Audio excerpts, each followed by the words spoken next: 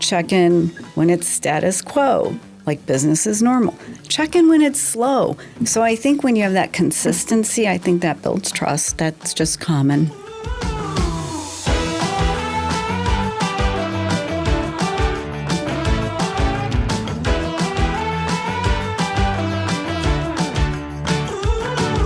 So today on the show, we have Dana Walters. She is a business development officer with Consumers National Bank, and she's going to be talking to us about the role that having a good banking relationship can have in your small business. So Dana, thank you for being on the show today. Well, I'm glad to be here. Thanks for having me. Yeah, so you've had a long and impressive career in commercial banking. You've worked with a wide range of businesses. What initially drew you to this field, and what keeps you passionate about it? So what drew me is better hours, because I, believe it or not, I was a operations manager for an exclusive catering company on the east side of Cleveland. And I ran that company alongside of the owner. And that job required you to be in the office, early hours there. You'd have to be on the job site because we had really high-profile clients. So you had to be the face of the company.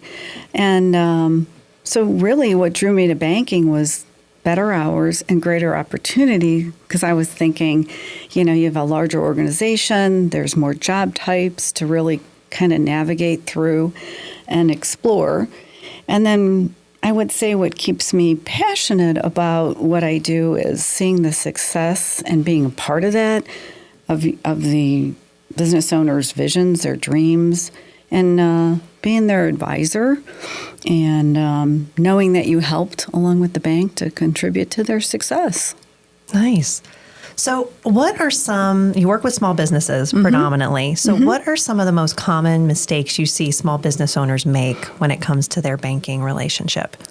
I think that they don't, we reach out, let's say, as a banker, and they don't meet with us. People get busy. It's common.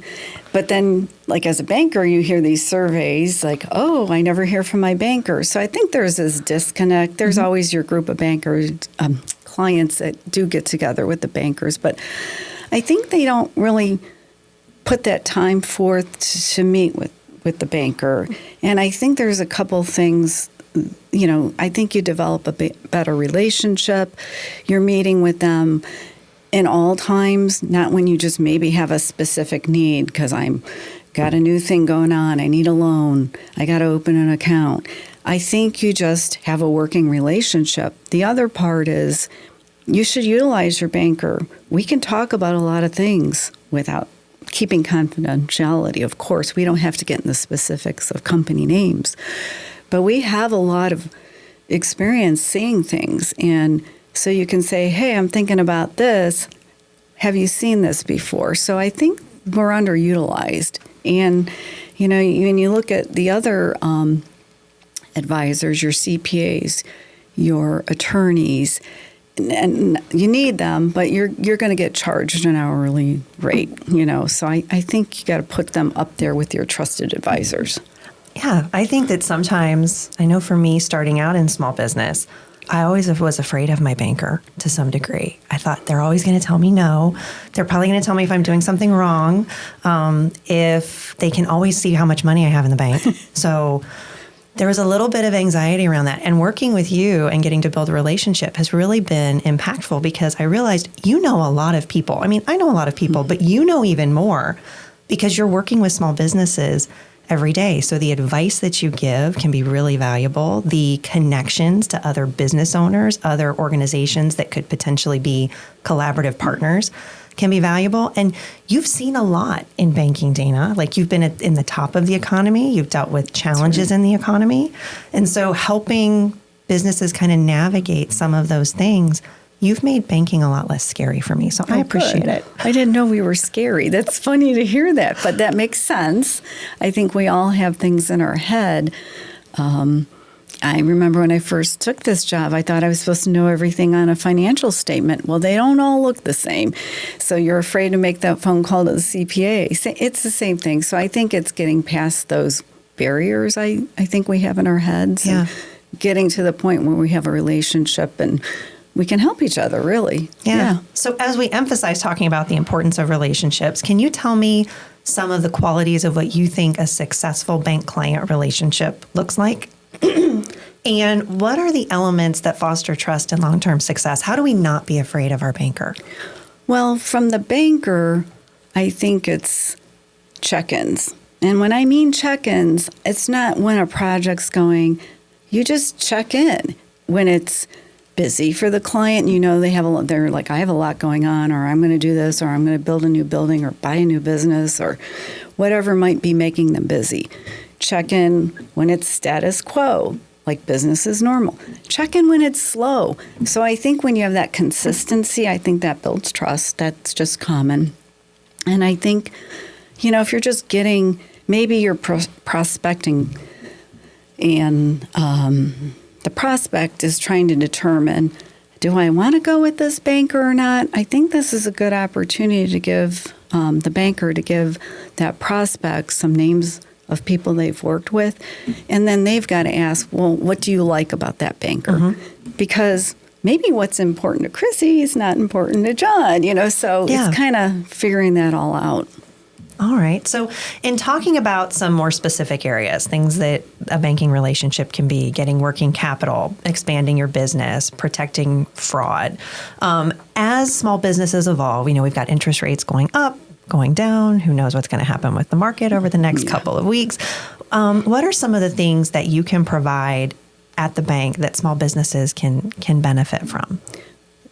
You mean in regards to specific lending or... Whatever direction you want to take it, whether it's lending or there's different services that you think a small business should absolutely look at. So when you say small business, you could go from startup all the way up to pretty large. And so the advantage of that is, like a startup, I think they need a lot of more hand-holding. They don't have that experience under their belt. So, I think you can really have some good conversations. They can steer you in if you don't already have a CPA or an attorney, and different groups. Now it's escaping me, the Innovation Hub in downtown Akron, SCORE, some of those services there that can help them really kind of delve into what's needed, business plans, projections. And then on the larger, what I'd say a larger or more experienced business, I think what they get there is they have that experience under their belt, but they still run into bumps because they have growing pains, or they're very good and have the skill set of where they've gotten to today. But then we've all been there where you're like, oops, I don't have anything in my toolbox because I've got these new challenges. Or a business gets stale and you don't know which direction to go. So with that, I think that's where we can help and say, okay, here's some folks we know that can help to connect them. Mm-hmm. And I also think about business owners, it can be a lonely road. You can't, I guess you could, but it may not work out so well. Go to your employees. Like, who do you have as your mentor? Who do I go to bounce ideas? I have a group of other business development officers I work with, so I can be like, hey, I've got this going on. How would you handle it? Business owners don't have that luxury. So I've seen even very small companies, larger companies, they kind of put together a small board, so this is their mentoring group. And I think that works well. Nice. So oftentimes, at least my experience has been, if banking isn't broken, we don't fix it. So we maintain a relationship with a bank, not necessarily because we're getting a huge benefit, but sometimes just because it's not broken. It's not awful, so we'll just stay where we are.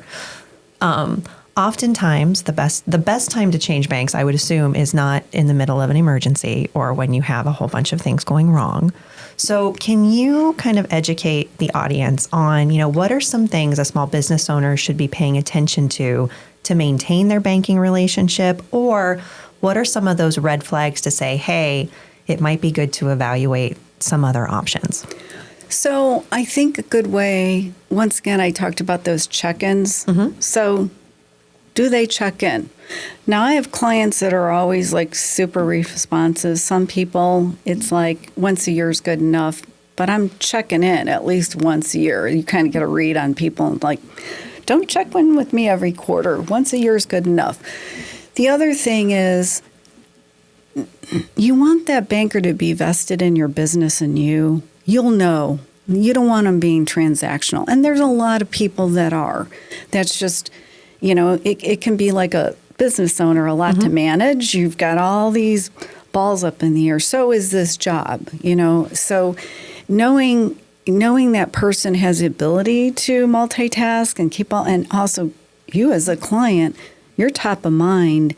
Like I said, they're invested in you and the business, not the transaction, if that makes sense. Like anybody can do a loan, anybody can open an account, but are you invested in your business owners and their companies? Are you giving me advice or connecting me? What else are you doing in addition to just the basic it's like banking the services? soft skills of everything. Yeah. Does that banker have that little extra something that you're like, yeah, I can tell it's not just this product, but they care that I'm successful. Yeah. And I would say something that's been interesting for me, and I'd like to get your feedback in it, whether you say, yeah, that makes sense, or no, it doesn't. That's totally fine. Is as I've built relationships, as my business has grown, I've realized that it is valuable to have more than one banking relationship because as you grow, your needs may be different. It's not, I may need a loan for a specific piece of equipment and a bank may specialize in that. I may need working capital, a line of credit, and that another bank may be a better option. Do you see value? Are there things in your bank where, we don't specialize in X, let me refer you to someone else? Do you see that, or does it depend? I think since we're a smaller community bank, so we're going to do your startup. Like I say, we could probably do larger than 20 million in sales because our lending limit's 12 million. Okay. Most people big companies don't really typically need more than 12 million. So I think banks have different niches. Okay. Even your larger banks. And I can think of them just because I'm in the industry. Probably in your industry, there's probably things you're going to be like, that's not our greatest thing. Yeah. So, we do international, but if you need a day-to-day international, I would say to somebody, probably need to go to Key or PNC, like that day-to-day hedging, that type of thing. So, we wear a lot of hats at consumers, very similar to our business owners. Community banks work like the businesses we serve. And I'm not picking on larger banks, but they're just like companies that are huge compared to you. They're not a good comparison. So I liken consumers or community banks very similar to the companies we serve. So I think we feel that pain. So I think that's when you say, is it a better? And then you'll know if it's a better fit too. Yeah. And sometimes I will tell you, when you grow and you have multiple banks, it can be a lot to manage. Yes. So there's always, like everything, pros and cons. So it's like, where's my time better served? I got 3 different things going on and now I got to pay attention. Is it better that I just have one because I'm at a point in my business that I need this to work very quickly. I know about it. I can see it, make decisions because you've got other things on your plate. Yeah.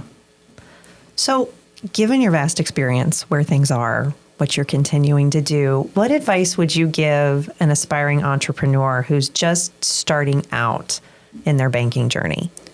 So in their banking journey and in their business, I would say interview a couple different banks. I say this about everything. Your advisors do the same thing. Interview a couple people. If they're all skill set wise, they're probably all have the skills. You're going to know who you click with. Mm-hmm. You're going to know who this feels right. They feel like they're behind me. You're going to make those choices. So you've got your So that's what I think to myself, make sure you have good advisors. Also, if you're a new business, get involved with your chambers, some type of networking organization so you can meet others. And the other is call existing business owners. I think people don't do this. Mm-hmm. So they don't say, hey, I want an hour of your time. Tell me the good and bad. I just had said earlier, I was at a graduation party. There was somebody there that's going to be opening a new business. Well, my better half owns a company, and, they're sitting there chatting. And that was a nice conversation for her to have, because he's like, hey, not every day is great, because everybody starts says, I'm going to own my company and I'm going to have it easy. Yep. So, it's nice to have those conversations, but it wasn't, he's telling her the good and the bad. And so then you're not going into it blindly, I guess. Mm-hmm. You're more realistic. So I always tell people, talk to something, and it doesn't have to always be in the same type of business. But I think just having that advice from an existing business owner always helps. Yeah. So coming from a community bank that's very invested in the world around them, building a better, stronger community, there are definitely things that you get to do and be passionate about. So let's go outside of work. What are the things, the passions that influence your approach to business and your relationships with clients? So, I'm not going to go into all the organizations. I'm really just passionate about my family, really, my parents, my kids. I think my parents did a good job. You want to put good humans out there, right? Yeah. And I think I've done that. And then things that are important to me, I've always been a very integrity, honesty, transparency, and I laugh because that's a word now, and I was transparent. That was a big thing to me before it was a word. So it's very important for me to be all those things, and it's kind of come full circle working with that company. I was very young and became the operations manager, worked alongside that company owner, and I've always been passionate about business. Mm-hmm. Before I knew I would be doing this, I just always was drawn to it. So I just look at it as the backbone of the economy. So that's really kind of, you see your life kind of coming full circle. It makes sense. Yeah. So we've talked about, the role of relationship that you can have with your commercial banker, how important it is to get to know them, for them to get to know you. At the same time, not being afraid, being willing to talk to them, asking for different resources. So one thing that we like to do in this podcast is to have at least one usable thing. Like, what's the most important thing that you would tell someone about having a relationship with your banker? What is that one takeaway that you want every small business owner to know? I think that you want to work with somebody that, like I said, values you, so vested in you. But both ways, you want to value each other's time, because time's really, really precious. And so I think you always want to be able to say yes to everybody, let's be honest. And then I think the danger for a business owner is be very careful of people that tell you yes all the time. Sometimes you got to have the tough conversations because they make us better. So at that point, I think a person that values your time and mine, because when you do that, I think you have really good things that happen. I think that's where true success, and I think that's where you have healthy relationships, being personal or professional. So that's what I would say. You'll know when they click. You'll know. Well, Dana, thank you for your time today and sharing how important it is to have a good relationship with your bank, how we shouldn't be afraid to talk to our bankers, and that we should value the time and the expertise that they have. Thank you. Thank you.